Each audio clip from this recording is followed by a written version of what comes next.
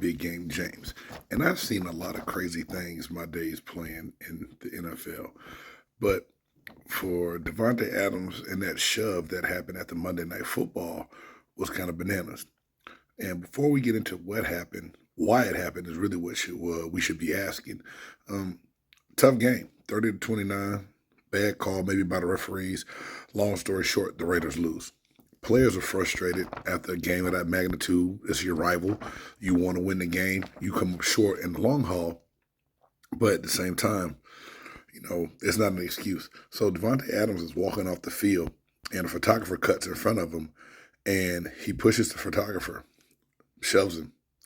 Um, the guy is now saying that he suffered a mild concussion, whiplash, and something else, and filed a lawsuit, and they filed and pressed charges against Devante Adams. So now Devante Adams is being charged with misdemeanor assault.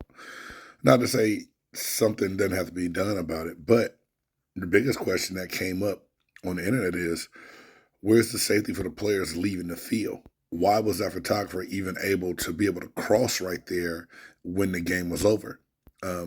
It used to be barriers and blockades when I played, and when we were leaving to go in the tunnel, that was roped off. No photographer could come across that. And if you ran the risk of being in the wrong area, you could lose credentials. So is it Devontae Adams' fault, or is the NFL wrong for not having a setup where event staff blocks off the tunnel where they can't get in the way? Adams came out, he issued an apology. He said that he was wrong, he shouldn't have done it, and he felt bad about it. And I believe Devontae Adams. He hadn't been a guy to be a jerk in this league and to get in any kind of trouble. But it seems like the NFL is taking their time on what's going to happen. The Raiders are coming up on a bye game this week, and I don't think the NFL is in a rush to say what's going to happen to Devontae Adams because they know they have time before they play again.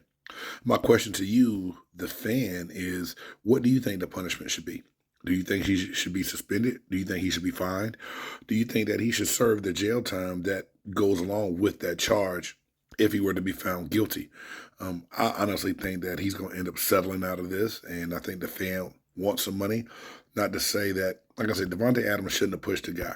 But at the same time, I don't think the photographer should have had a chance to cut across in front of him either. Got to do a better job of protecting these areas where people aren't supposed to be once the game's over. Hey, it's your boy, Big Game James, and that's Game's Perspective.